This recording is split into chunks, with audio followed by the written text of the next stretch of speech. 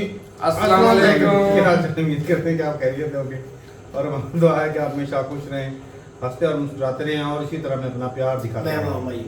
मैं हूं तारिक मैं मोहम्मद यूसुफ। मैं इम्तियाज। आज हम इस वीडियो पे रिएक्शन देने जा रहे हैं। इस वीडियो का टाइटल है PM Modi punctual language fix the Muslim in India.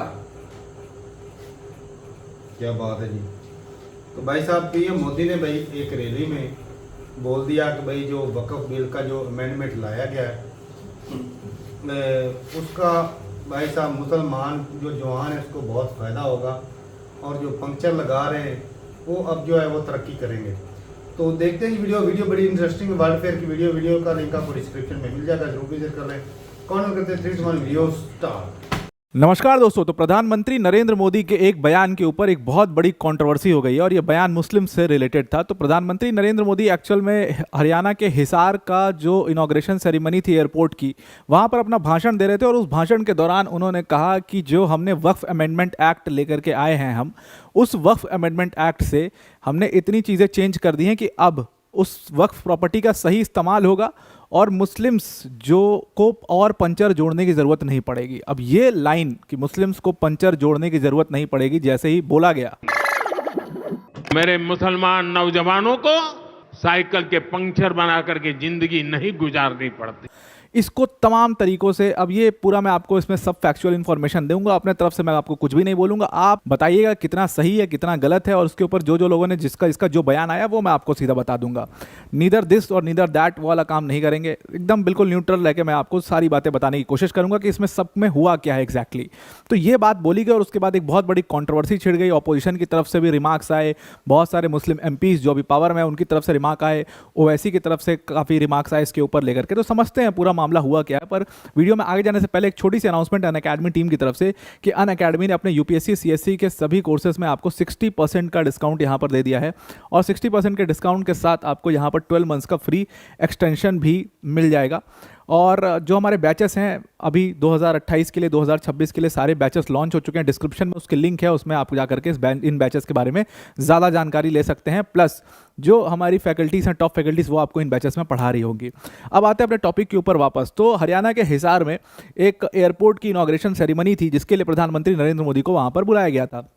प्रधानमंत्री नरेंद्र मोदी वहां पर पहुंचते हैं, अपना भाषण शुरू करते हैं और उसी दौरान अपने भाषण को देने के दौरान उन्होंने एक बात बोली कि वक्फ प्रॉपर्टी जो वक्फ अमेंडमेंट एक्ट आया जिसको लेकर के भी काफ़ी विवाद हुआ। बंगाल में कई जगहों पर, कई डिस्ट्रिक्ट में आपने देखा कि बहुत सारे मतलब इश्यूज़ हुए। बंगाल के कई डिस्ट्रिक्ट में मतलब वायलेंस हुआ और उसके बाद और भी कई जगहों पर आपने देखा कि अलग अलग लेवल पर प्रोटेस्ट हुए। प्रोटेस्ट में कई सारे मुस्लिम जो नेता रहे वो सामने आए, ओवैसी सामने आए। दिल्ली में प्रोटेस्ट करने की कोशिश ओवैसी ने करी और हैदराबाद में तो करी ही कोशिश। तो जगह जगह पर देश भर में आपने गुस्सा देखा कि वक्फ अमेंडमेंट एक्ट के प्रति एक गुस्सा, एक पूरा प्रोटेस्ट खड़ा, एक पूरा मूवमेंट खड़ा करने की कोशिश हर तरफ की गई है। तो उसी के ऊपर जस्टिफाई करते हुए प्रधानमंत्री नरेंद्र मोदी यहाँ पर वक्फ अमेंडमेंट एक्ट को लेकर के बोल रहे थे कि देखो, वक्फ अमेंडमेंट एक्ट में हम जो भी कुछ कर रहे हैं वो मुस्लिम्स के लिए कर रहे हैं, मुस्लिम्स के बेटरमेंट के लिए कर रहे हैं, क्योंकि वक्फ प्रॉपर्टी हमेशा से मुस्लिम्स की थी और अभी भी मुस्लिम्स की रहेगी, उसको कोई नहीं छीन रहा है। लेकिन अब क्या होगा कि इस अमेंडमेंट एक्ट के बाद वक्फ की जो प्रॉपर्टी है उसका सही इस्तेमाल हो पाएगा। इसी दौरान उन्होंने कहा कि उसका सही इस्तेमाल हो पाएगा और जो युवा, जो मुस्लिम युवा जो आज की डेट में जिसके पास रोज़गार नहीं है, जो पंचर बनाने पर मजबूर है, उस मुस्लिम युवा का भला हो पाएगा। अब जैसे उन्होंने ये शब्द पंचर बनाने को लेकर के बोला, उसको लेकर के बड़ी कंट्रोवर्सी हुई और अपोजिशन की पार्टीज ने उनके ऊपर पूरी तरीके से हमला करना शुरू कर दिया। पूरा मामला समझते हैं। पूरा स्टेटमेंट अगर आप देखोगे तो उस पूरे स्टेटमेंट में उन्होंने कहा कि देखो, आज की डेट में जो मुस्लिम युवा है, जो मुस्लिम व्यक्ति है, उसके पास अपने लाइवलीहुड का भी साधन नहीं है, उसके पास अपने जीने के लिए भी साधन नहीं है और इसलिए वो मजबूरन जो है उसको मतलब साइकिलों के पंचर जोड़ने पड़ रहे हैं। अब देखो, ये जो भाषा है कि साइकिलों के पंचर जोड़ रहे हैं, मुस्लिम्स पंचर बना रहे हैं, ये असल में आपने नोटिस अगर किया होगा सोशल मीडिया पर ट्रॉल करने को लेकर के, हेट्रेड और ट्रॉल के लिए बड़ा मतलब वाइड स्प्रेड यूज़ होता है इसका। यही सेम बात जब प्रधानमंत्री बोलते हैं तो गुस्सा जो है वो अपोजिशन या कम्युनिटी में आता है और उसके बाद उसके पीछे बैकलैश भी होता है। तो ये बात उन्होंने बोली। एक्चुअल में जो उनका पूरा सेंटेंस अगर आप देखोगे तो सेंटेंस ये था कि वो जो वक्फ प्रॉपर्टी का फ़ायदा हुआ है वो आम मुसलमान को नहीं हुआ है, बल्कि उसका फ़ायदा कुछ जो लैंड माफिया रहे हैं, बड़े बड़े जो बाहुबली टाइप के माफिया रहे हैं, उनको फ़ायदा हुआ है। इन माफियाओं ने इस लैंड प्रॉपर्टी को, वक्फ की प्रॉपर्टी को किस तरीके से इस्तेमाल किया है ऑलरेडी मैं आपको पिछली वक्फ की वीडियो में समझा चुका हूँ काफ़ी डिटेल में। देखो इसमें क्या होता था कि वक्फ के ऊपर जो मैनेजर होता था वो मैनेजर इनके साथ कुछ सेटिंग कर लेता था, कुछ पैसे की डील कर लेता था और उसके बाद इनको आराम से वक्फ की प्रॉपर्टी पर इंक्रोच करने देता था।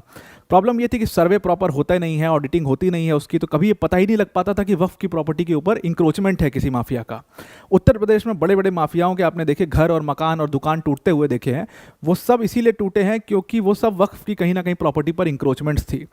एक बड़ा ही फेमस मामला है अतीक अहमद से जुड़ा हुआ, जो कि इलाहाबाद का मामला है कि इलाहाबाद में जो आज की डेट में प्रयागराज है, प्रयागराज में एक मदरसा हुआ करता था और उस मदरसे की ज़मीन पर एक बहुत बड़ी अलीना सिटी बनने वाली थी, जो कि एक पूरा रेसिडेंशियल जो प्लॉटिंग होने वाली थी और वहाँ पर एक मतलब पूरा हाई राइज बिल्डिंग्स बनानी थी। उस मदरसे को जो है उसकी दीवार गिराई गई और उसमें फिर रेप से भी रिलेटेड कुछ केसेस जो हैं वो अतीक अहमद के भाई अशरफ अहमद जो दोनों का मर्डर हो गया उसके ऊपर भी केसेस लगे इसके ऊपर, इससे रिलेटेड। वो सब वक्फ की ही प्रॉपर्टी थी। उसके बाद दूसरी वक्फ की प्रॉपर्टी प्रयागराज में एक और जगह थी जहां पर अतीक अहमद ने कब्जा किया था, तो इससे रिलेटेड भी केसेस कई सारे सामने आते हुए आपको दिखाई दिए। तो ये बात तो बहुत हद तक ठीक भी है कि माफियाओं ने तो वक्फ की प्रॉपर्टी को कब्जा कर ही रखा था और इस अमेंडमेंट एक्ट के बाद वो चीज़ अब पॉसिबल नहीं हो पाई क्योंकि ऑडिटिंग अब कंट्रोलर ऑडिटर जनरल से होगी। तो ऑडिटिंग और सर्वे अगर सेंटर से होगा तो वो चीज़ अब बिल्कुल मतलब मैनेजर के कंट्रोल से बाहर हो जाएगी, मुतवाली के कंट्रोल से बाहर हो जाएगी। ये चीज़ वो कह रहे थे और इसी दौरान उन्होंने कहा कि भाई मुस्लिम युवा जो आज की डेट में मजबूर हैं पंचर बनाने पर, उनको रोज़गार सही तरीके से मिल पाएगा। अब इसके ऊपर बैकलैश आया, असदुद्दीन ओवैसी ने इसके ऊपर रिस्पॉन्ड किया और उन्होंने कहा कि जो भाषा ये बोल रहे हैं ये संघ की भाषा बोल रहे हैं, ये आरएसएस राष्ट्रीय स्वयंसेवक संघ की भाषा बोल रहे हैं। और ओवैसी ने फिर कहा कि अगर राष्ट्रीय स्वयंसेवक संघ ने भी अपने रिसोर्सेज का सही इस्तेमाल किया होता तो आपको भी अपने बचपन के दौर में, अपने बचपन में चाय बेचने की ज़रूरत नहीं पड़ती। अब उन्होंने भी बड़ा ही डेरोगेटरी यहाँ पर ओवैसी ने भी रिमार्क कर दिया है। उसके बाद आप अपोजिशन के और लीडर्स की बात देखोगे तो यहाँ पर उन्होंने भी उसकी काफ़ी मतलब उसकी मुखालफत करी है। ओवैसी ने आगे चल करके ये बोला है कि 11 साल भाजपा ने अगर सही से काम किया होता तो आज जो मुस्लिम्स हैं उनके पास रोज़गार होता, उनके पास जॉब्स होती, और वो नहीं है आज की डेट में। इसका मतलब आपकी सरकार ने भी कुछ नहीं किया उसमें। और वो वक्फ लॉ था वो पहले से ही काफ़ी वीक था, इसलिए वक्फ प्रॉपर्टी का मिसयूज़ होता था। अब इस अमेंडमेंट से आपने उसको और वीक कर दिया है और अब उसके ऊपर सही से ध्यान नहीं दिया जा पाएगा क्योंकि बहुत सेंट्रलाइज्ड मामला हो जाएगा, तो वैसे भी उसके ऊपर ध्यान नहीं दिया पाएगा। कांग्रेस के एमपी हैं राज्यसभा से इमरान प्रताप गढ़ी, सुना होगा आपने नाम, और कई सारे माफियाओं के मतलब माफियाओं के गुणगान में कसीदे ये अपनी अपनी मतलब एक पूरी पोइट्री भी लिख चुके हैं इमरान प्रताप गढ़ी, अगर आपको पता हो तो। उन इमरान प्रताप गढ़ी का भी इसके ऊपर जो है रिस्पांस आया है। उन्होंने कहा कि जिस तरीके की ये लैंग्वेज का इस्तेमाल किया जा रहा है प्रधानमंत्री द्वारा, ये ट्रॉल लैंग्वेज है जो सोशल मीडिया पर यूज़ होती है और मुस्लिम यूथ के पास आज जॉब नहीं है और इसकी पूरी तरीके से गलती जो है इसमें वो भाजपा सरकार की। पिछले भाई 11-12 साल से आपकी सरकार, आपने क्यों नहीं दिया नौकरी, ये इमरान प्रताप गढ़ी ने कहा है। और आगे चलकर उन्होंने कहा कि भाजपा वो पार्टी है, भारतीय जनता पार्टी वो पार्टी है जो अपनी पार्टी में खुद मुस्लिम्स को साइडलाइन करती है और उसके बाद कहती है कि हम तो मुस्लिम्स को का भला चाहते हैं, को सपोर्ट करना चाहते हैं। उन्होंने कई सारे नाम लिए कई सारे नेताओं के, अब्बास नकवी, शहनवाज हुसैन, एमजे अकबर, जफ़र इस्लाम, ये सब बीजेपी के मतलब फायर ब्रांड नेता थे, फायर ब्रांड मुस्लिम नेता रहे हैं। कहा गया कि इनको अब साइडलाइन कर दिया गया। इमरान प्रताप गढ़ी ने कहा कि इनको आज की डेट में डस्टबिन में फेंक दिया गया। जब आप वक्फ एक्ट लेकर के आते हो तो आपके पास एक मुस्लिम मेंबर नहीं होता है उसको प्रेजेंट करने के लिए, आपके पास एक विमेन मुस्लिम मेंबर नहीं है आपकी पूरी पार्टी में, मतलब जो हाउस में हो, आप क्या बात करोगे मुस्लिम्स की और मुस्लिम की अपीसमेंट की। अब यहाँ पर प्रधानमंत्री नरेंद्र मोदी ने कांग्रेस के ऊपर बयान दिया था कि कांग्रेस जो है वो तुष्टीकरण की राजनीति करती है और कांग्रेस जो तुष्टीकरण की राजनीति करती है उससे उसने एक पूरा ऐसा माहौल क्रिएट किया भारत में जहाँ पर हिंदू वर्सेस मुस्लिम ऐसा एक पूरा माहौल क्रिएट कर दिया। भारतीय जनता पार्टी ऐसा कुछ नहीं करती है, बल्कि वो तो मुसलमानों का भला चाहती है। इसके ऊपर कांग्रेस की नेता सुप्रिया श्रीनेत ने भी सवाल उठाया। सुप्रिया श्रीनेत ने कहा कि भाई अभी डॉक्टर अम्बेडकर की जयंती थी, जिन्होंने हमारा कॉन्स्टिट्यूशन बनाया, उन डॉक्टर अम्बेडकर के लिए प्रधानमंत्री नरेंद्र मोदी ने एक ट्वीट तक नहीं किया, प्रधानमंत्री नरेंद्र मोदी ने एक फंक्शन तक नहीं किया, उन्होंने कुछ भी नहीं किया। तो ऐसा उन्होंने क्यों किया? उसके बाद उन्होंने कहा कि जो बीजेपी दलितों का अपीसमेंट करती है, अपने यहाँ पर हेड नहीं बनाती है, उसका क्या?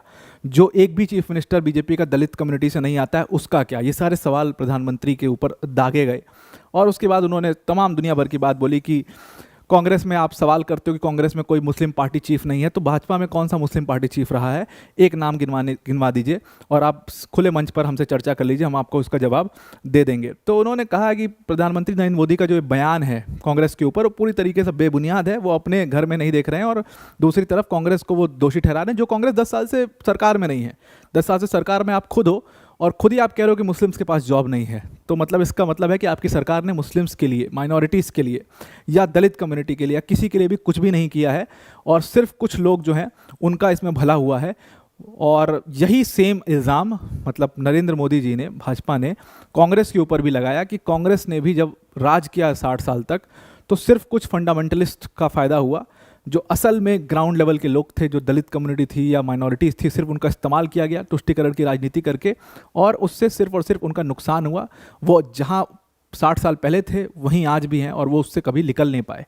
तो वक्फ अमेंडमेंट एक्ट को लेकर के दुनिया भर का प्रॉब्लम जो है वो आपने देखा है और अब ये घमासान अलग लेवल पर पहुंच चुका है, जहां पर सीधा प्रधानमंत्री और अपोजिशन के सारी पार्टीज़ एक दूसरे के ऊपर छिटकारे देना शुरू कर दिया है। हालांकि ये एक्ट पास हो चुका है, अब इसके ऊपर देखना क्या है कि ये कितना बड़ा ये कंट्रोवर्सी होती है, बिकॉज इसमें बयान बहुत बड़े बड़े इसमें ऑलरेडी दिए जा चुके हैं। तो अब आपको पूरा आर्टिकल समझ में आ गया होगा। अब वीडियो को एंड करने से पहले अनअकैडमी टीम की तरफ से एक बहुत बड़ी अनाउंसमेंट है कि अनअकैडमी ने अपने यूपीएससी सीएससी के सभी कोर्सेज में आपको 60% का डिस्काउंट दे दिया है और डिस्काउंट के साथ साथ यहाँ पर आपको 12 मंथ्स का फ्री एक्सटेंशन भी दिया जा रहा है। अनअकैडमी की टॉप फैकल्टीज़ जैसे मृणाल सर, प्रतीक सर, सुदर्शन सर जैसी फैकल्टीज़ आपको यहाँ पर पढ़ा रही होंगी। अपने आप में एक कंप्लीट प्रोग्राम होगा जहाँ पर जीएस, सीसैट, टेस्ट सीरीज सब कुछ इसमें कवर कराया जाएगा। 1-to-1 मेंटोरशिप और डेडिकेटेड डाउट सॉल्विंग सेशंस भी यहाँ पर आपके लिए लगाए जाएंगे। तो आई आपको पूरा आर्टिकल समझ में आ गया होगा। आज के लिए इतना ही। Thank you and have a nice day. चलो जी, वीडियो खत्म हो गई भाई। वीडियो तो भाई बड़ी इंटरेस्टिंग थी। अपोजिशन वाले भी मुद्दा तो भाई उठाएंगे क्योंकि कुछ ना कुछ बातें ऐसी हो ही जाती हैं और यहाँ पर भाई यहाँ पर ये दिल दुखाने वाली बात थी। तारक तुम मानो ना मानो, सच्चाई भी यही है भाई साहब। सच्चाई हाँ, इसमें भाई साहब नहीं कहीं ना तो कहीं सारे मुस्लिम जो है वो सिर्फ पंचायत लगा रहे हैं। दूसरी कम्युनिटी भी लगाती होंगी, लेकिन जो अक्सर है ना मुस्लिम ये टोंट ही है और क्या कारण? टोंट ऐसा ही है भाई कि नहीं तो फिर एक प्राइम मिनिस्टर होकर इस तरह का लफ्ज इस्तेमाल कर रहे हैं। नहीं, फिर बात तो सही हुई ना कि 11-12 साल हो गए इनकी हुकूमत को, तो इन्होंने कौन सा स्टेप लिया है उनके लिए? अच्छे ये स्टेप लिया कोई तरक्की, कोई नौकरियां दे देते। जब से मोदी 14 से आया कौन से कारोबार नौकरियां दे अरे भाई, मेरा एक ऊपर सवाल से है। क्या देते हैं 80 करोड़ राशन देते एक हैं। मिनट, फिर नहीं, गुर्बत भी खत्म है। वो जब भी है ना वो ब्लेम कांग्रेस पर लग जाता है और कसूर पाकिस्तान का हो जाता है। हाँ जी, उसकी वजह ये से- मेरा एक सवाल है। इंडिया सेकुलरिज्म कंट्री है ना, हाँ जी, अब वक्फ बिल आया, वहाँ पे इनको सब कुछ नजर आया। कैथोलिक चर्च है, इनको वहाँ सब कुछ नजर आया, ठीक है ना। हाँ अमेंडमेंट जी। करनी है, लॉ एंड ऑर्डर फोर्स करना है इन पे। सिखिज्म आया, वहाँ पे जो हिंदुइज्म है वो जो इतनी मंदिरों को एकड़ों में जमीन है, सारा कुछ कब्जा के बैठे हुए हैं, तो वहाँ पे कोई चर्चा नहीं, वो कुछ नहीं नजर सब जो खरबों रुपए का सोना मंदिरों में होता है वो किधर जाता है? वो किधर जाता है इतने? बताओ मुझे। अभी आप पिछले दिनों प्रयागराज में इनका 45 डेज का मिला था। नहीं यहाँ इसके लिए पर पूरी स्टेट को रोक दिया गया था, रोका गया था नहीं, हमने इस पर काफी वीडियोस किए। तो क्या वहाँ पे ये माफियाइज्म नहीं है? सिर्फ वक्फ बोर्ड और कहना क्या चाहते हो भाई? हैं? कहना क्या चाहते हो? कहना मैं ये चाहता हूँ, मैं भाई पता कि मुद्दा ये कि प्राइम मिनिस्टर को ना ऐसी बात नहीं करनी जेल चाहिए। नहीं रहती। और वो भी उस वक्त के भाई जब आपकी पार्टी के लोग जो हैं वो बकायदा जो कंपेनें चला रही हैं भाई, उन्होंने भाई पंक्चर ही लगाना है। जब आपकी कोई अगर कोई रेडी वाला है या कोई दुकानदार मुस्लिम है तो आप लोग जो है उसके खिलाफ कंपेन करेंगे भाई इससे चीज़ नहीं खरीदनी। तो फिर अगर कोई गोश्त वाला है तो उसको भाई आप गोश्त की दुकान से तकलीफ हो जाती, प्रॉब्लम हो जाती इससे है। अच्छा मैसेज जाएगा फिर। तो अगर कोई सब्जी वाला है, फल वाला है, उससे भी तकलीफ होती है तो भाई वो उन्होंने कुछ ना कुछ तो जीने के लिए करना ही है। वही मुझे भाई एक- ये वक्फ बिल सारा बीजेपी कंट्रोल कर ले फिर भी उन्होंने पंक्चर लगाना क्योंकि भाई उनके साथ आपने रवैया ही ऐसा करना है। फिर बात मुझे एक और साल उनकी जिंदगियां तो और तंग की जा रही हैं। एक चीज का जवाब दे दे। मतलब है कि ये प्राइम मिनिस्टर मोदी साहब जो है पूरे हिंदुस्तान के हैं, हिंदुस्तान की वोटों की वजह से आए हैं, अवाम के वोट की ताकत से आए हैं ना। बात कर रहा हूँ, इसमें मुस्लिम भी हैं, सिख भी हैं, ईसाई भी हैं, हिंदू भी हैं, Secularism सब country है ना, हैं। सब ये फिर एक ही अकेले है, आरआरएस का तो नहीं ना मोदी साहब भाईजान, अच्छा ये वक्फ देखिए बोर्ड ना। वाला बिल जो है, बड़े बड़े, चलो मान लिया भाई वो मुस्लिम गलत कर रहे थे, बड़े बड़े माफिया जो उन्होंने बड़ी बड़ी लैंड कब्जाई हुई थी, उसका हिसाब छोटे मुसलमानों को दिया जाएगा। बिल्कुल ऐसे लग रहा है। तो फिर उससे कोई नई नौकरियां निकल कर आएंगी, जो मुसलमान पंक्चरों के बजाय उधर जाके जॉब करेंगे, इंजीनियर बन जाएंगे। क्या बनेंगे? इंजीनियर बनेंगे। वो मंडी में पता क्या करेंगे? ऑटोमोबाइल कंपनी में डील करेंगे। वो मंडी में छोटे बड़े आदमी अलग करेंगे ऐसे इंजीनियर। बढ़िया नौकरी ढूंढी है। भाई बात ये है कि भाई मुस्लिम ऐसे ऐसे होकर गुजरे हैं भाई, बड़े बड़े नाम हो गुजरे हैं। अब भाई अब्दुल कलाम जैसे नाम हो अब्दुल- गुजरे हैं। भाई अब्दुल कलाम जो है मिसाइल मैन, वो भी एक मुस्लिम थे। तो वो भी भाई साहब मुस्लिम थे, और वो भी हिंदुस्तान का, अगर आज मिसाइल हिंदुस्तान के पास जो तोहफा है, वो दे के गए हैं और इंडिया जो को, आज न्यूक्लियर टेस्ट जो कामयाब हुआ है वो भी उसी की वजह से हुआ है। बिल्कुल। बात ये है ना, ये क्यों न्यूक्लियर दिया टेस्ट जाता उसी है? ने किया था भाई, चाहे पाकिस्तान हो चाहे हिंदुस्तान हो, अमेरिका जो जैसे भी कंट्री scientist को हो। चकमा और वो देकर मुस्लिम था, आरएसएस का बंदा नहीं था चाहे भाई। बाद में करो, चाहे पाकिस्तान हो चाहे हिंदुस्तान हो, चाहे जितने बड़े साइंटिस्ट हो, जो कुछ हो, जो डॉक्टर सॉरी हमारे जो थे डॉक्टर अब्दुल कदीर और डॉक्टर जो अब्दुल कलाम, ऐसे ही है ना, अखीर का। जो काम तो उन्होंने किया ना, वहां तक कोई नहीं पहुंच सकता। और गोरों को वक्त डाल दिया, कमाल कोई नहीं करके देख दोनों कंट्रियों को लिए वो। ताज इनकी और सेफ जनता कर की दी है, नजर थी भाई। ताज इनकी सेफ अब कर दी है। ये जो कर रहे हैं, ये उनका भी किए हुए पे पानी फेर रहे हैं। यकीन माने इनके बस में होता ना, खुदा की कसम, ये बीजेपी के बस में, तो ये उसका भी नाम मिटा देते, लेकिन वो कर नहीं सकते, मजबूरी मजबूरी है। नहीं तो कब का नाम मिटा के भाई साहब किसी और का लिख देते। अच्छा, जो ऑप्शन ये लेके चले हुए हैं कंट्री के अंदर, बीजेपी चल रही है, जिस तरह के हालात बना रही है, दंगे फसाद हो रहे हैं, इससे मिलेगा ये- करना इससे क्या बीजेपी चाहती को है? हासिल कुछ अच्छा होगा। ये मैं ये खुद नफरत, मोदी अपनी बीजेपी पार्टी के खिलाफ नफरत पैदा कर रहे हैं। मैं हकीकत तुझे बता रहा हूँ, अवाम के दिल में जो मोहब्बत है ना मोदी साहब के लिए, वो नफरत में बदल आज जाएगी। हिंदुस्तान में ना कहते हैं कि रेडिकल पाकिस्तान को अक्सर इंडियन भाई बोलते हैं पाकिस्तान रेडिकल तो खुद क्या भाई कर रहे हैं? रेडिकल आप भी देख लें कि वो भी हमसे तो रेडिकल ज्यादा होते ही हैं हैं। जो गालियां देते हैं माओ बहनों की, जो ऐसे ही किसी की मजार पे चढ़ के उसको डंडे लगाना शुरू कर दे, वो रेडिकल नहीं है लोग। नहीं, वो गलत नहीं है, वो ठीक जो है, जो मुस्लिम लेडीज के वो बुर्का उतारने की कोशिश की जाती है, वो रेडिकल ठीक नहीं है।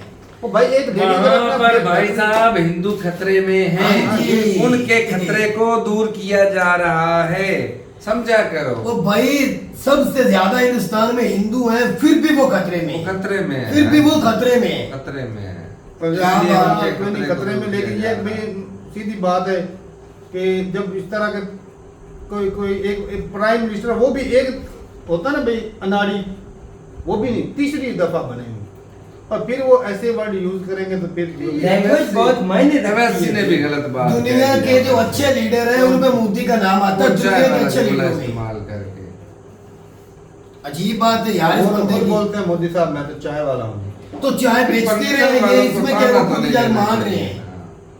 नीचे से वो ऊपर आए हैं भाई, मेहनत करके आए हैं। अब ताना भाई दे रहे तो ये अपने फिर जो अपने 10 साल हुकूमत यार, थी, उसको ही ताना आप दे रहे हैं। बदनाम कर रहे यार, हैं। भाई मैंने 10 साल हुकूमत की और मुसलमानों के हालात बेहतर नहीं कर या सकते। साबित जो तो भी यही हो ना, होता है। इस तरह की लैंग्वेज कोई भी किसी लीडर को भी सेफ नहीं देती, अच्छी यार, चीज नहीं। ये कंट्री को रिप्रेजेंट कर रही घटिया है, level छोटी का मोटी है। बात यहाँ नहीं पर है। यार कोई तो मतलब खैर मैं समझने में गलती हो जाए, वो वक्फ बोर्ड के बिल लाने से फिर इनको छोटे मुसलमानों को कौन सा फायदा होने वाला है? कुछ भी बोला नहीं। तो इंजीनियर बन जाना है, डॉक्टर बन जाना है। कोई तो तो समझाओ तो इंजीनियर से सही डॉक्टर यार। बन जाए यहाँ से। कहीं ना कहीं से तो मुझे भाई भी साहब समझ जब आना उनके चाहिए। खिलाफ नफरत भरी जाएगी तो फिर जो मर्जी कर लो कुछ भी नहीं बन पाएगा। ऐसे मैं कितनी वीडियो दिखाऊं भाई आप लोगों को कि भाई कंपेन इनके जो बीजेपी के अक्सर एमएलए बन जाता ना कोई, अब एक उसको कहा कि भाई आप जीत गए हो, तो साथ में ये शुरू हो, चलो जी आज के बाद गोश्त कोई नहीं बेचेगा इधर, चलो जी उसे कोई यकीन हो मुसलमान जाता नहीं। है। अब ये वो- रेडिकल सोच तो यही हो अब एक बंदा जो पता है ये क्या, अब भगवा कलर का गमछा पहन के भाई साहब फिर जा मुस्लिम हो, चलो ऊपर पर्ची लगाओ भाई, नाम की पर्ची लगाओ भाई, ये क्या तरीका था? अजीब बात है। हिंदुओं को अप्रिशिएट कर रहे हैं, मुस्लिम को रेट लगा के बैठा तो उसको दबके दे रहे हैं। अच्छा इस बार ना तो ये तो भाई एक अपने कंट्री में ना होता है कि किसी को हिंदू मुस्लिम और ये इंडियन तो फिर रह नहीं गए। सिटीजन बस वही सेकुलरिज्म तो बता खत्म देंगे। हो वही गया। 1947 अगर यही सोच रही ना, अगर यही सोच रही जो हमने बीजेपी अपनाई की- थी। एक मिनट हम- वो हम तो पहल भुगत तो चुके हमने हैं। की थी। अगर यही बात रही, इसी तरह रवैया रहे ना बीजेपी का और मोदी साहब अमित शाह का, यकीन मैंने पहले तो मैंने कहा था ना 400 का आंकड़ा पार नहीं होगा, कश्मीर से हारेंगे। अब मैं पहले भी कह चुका हूँ, तो मैं यकीन के साथ कह रहा हूँ ये पार्टी ही हार जाएगी अगले इलेक्शन में। ये नहीं जीत अब सकेगी, जाहिर है, क्यों? लिख लो ये नहीं जीत सकेगी, जो मर्जी करेंगे नहीं जीत सकेंगे। जो उन्होंने बोया है ये जीतेंगे भाई। कौन? ये और बीजेपी कर नहीं लो जीत इलेक्शन सकेगी। के लिए रहे ये हैं, इलेक्शन इसमें के कोई लिए दो राय नहीं तो है। मैं तुझे कह रहा हूँ ये कि कर वोटों के इलेक्शन लिए के जा लिए, रहा है। लेकिन ये नफरत जो बोल लेकिन रहे ये हैं है नहीं कि जीतेंगे। सारे लोग एक जैसे नहीं है ना यकूब भाई। बहरहाल ये इलेक्शन हाँ। जीतने वाली मुझे नहीं नजर आ रहा सारे है लोग इलेक्शन एक जैसे जीतेंगे। नहीं है। ये बीजेपी मुंह के बाहर करेगी। ये सोचेगा बीज ये बोल कुछ लोग सब कंट्री कुछ के लिए भी नुकसान मुखलिस तो हैं। कंट्री का मैं होगा ना। अक्सर डैमेज बोलता हूँ ना वर्ड हाँ जी, इमरान खान के लिए और मोदी साहब। नुकसान तो मैं भाई कंट्री का होगा। अक्सर वीडियोस देखता हूँ, यकीन माने यार ये कहते हैं ना मुसलमानों को टाउंट करे पंचल। तो भाई साहब आप हिंदुओं को क्या कर रहे हो भाई कि वो 100 200 रुपए लेके वो धरनों में वो नारेबाजी कर रहे होते हैं जलसे जुलूसों में। बिल्कुल ऐसे ही। उनके लिए भी ने कुछ नहीं किया। तो सही बात याद है कुछ काबल उनको बना देते या तो हिंदुओं के लिए कुछ करते हैं भाई भाई। साहब। वो मैंने एक वीडियो देखी भाई, कहते हैं वो ना एक वीडियो देखी बीजेपी के पूरी उसने ना बनाया पोल वगैरह सारा कुछ पेंट किया खुद को और 200 रुपया दिहाड़ी को 500 मिली हुई थी। और कहता है कि भाई आप किस लिए आए, बीजेपी ने कंट्री के लिए बहुत कुछ किया। वो किसी ने पूछा भाई आपको कोई नौकरी मिली है, तो फिर उसका मुंह देखने लायक था। हम तो कह रहा था कि नहीं उसको तो दिहाड़ी मिली थी 500 रुपया बस। मेरी प्राइम मिनिस्टर से दरखास्त है कि भाई मुझे कुछ ना कुछ छोटी मोटी नौकरी देनी। हाँ बिल्कुल। तो तेरे भाई लिए मेन मुद्दा जो मैं भाई साहब यही बोलूंगा कुछ भी नहीं कि किया। भाई चाहे हिंदू का बच्चा हो चाहे मुस्लिम का बच्चा हो, सिख का हो, भाई खाना है तो भाई साहब अपनी मेहनत से खाना है। किसी ने आपको कोई नहीं देना, चाहे बीजेपी हो कांग्रेस हो वैसे जो हो, भी मर्जी हो। ये इमरान खान के नारे लगा कसम से ना, इमरान खान इसके लिए क्या कुछ किया है। जो मर्जी नारे लगाता है भाई, करनी है भाई अपनी मेहनत। और भाई मेहनत मैं कहता हूँ कंट्री का सगा वो है जो कंट्री को जोड़ के रखे।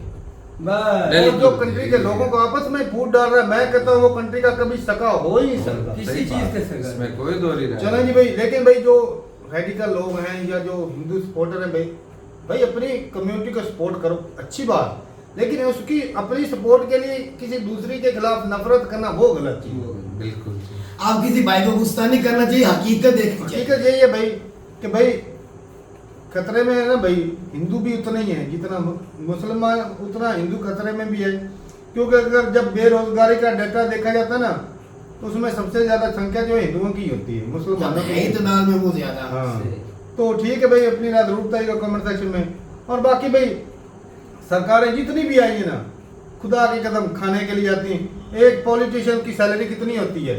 5 लाख। अगले दिन सबसे मैं ज्यादा पोस्ट देख रहा था, उसके ऊपर लिखा होता सबसे ज्यादा जो सबसे कम सैलरी जो लेते हैं ना, वो हिंदुस्तान में लेते हैं पॉलिटिशियन। और वो साथ में ये भी लिखा था करोड़ों रुपए लगाते हैं इलेक्शन में करोड़ों रुपए लगाते हैं, अरबों छापते हैं। सैलरी कम लेते हैं और टेबल के नीचे से करोड़ों छापते हैं। अरबों रुपए कमाते हैं। Yes, yes. और ये तो चलता है, आम चलता है हाँ। सियासतदानों के लिए। तो एक बहुत बड़े पत्रकार बिहार से मैं अक्सर शुरुआत में उनको सुनता था ना, तो मैं कहता था भाई साहब सरकार को क्रिटिसाइज करता है मनीष कश्यप। हाँ, कसम से नाम मुझे ना याद वो है। पसंद था बंदा। प्रभु वो- आपके पाँव किधर है? वो एक भी उसकी वीडियो देखी, एक ना इंजीनियर था तो उसको वो बोलता है, ठेकेदार था, प्रभु आपके चरण कहाँ है, मैंने आपके चरण छूने हैं।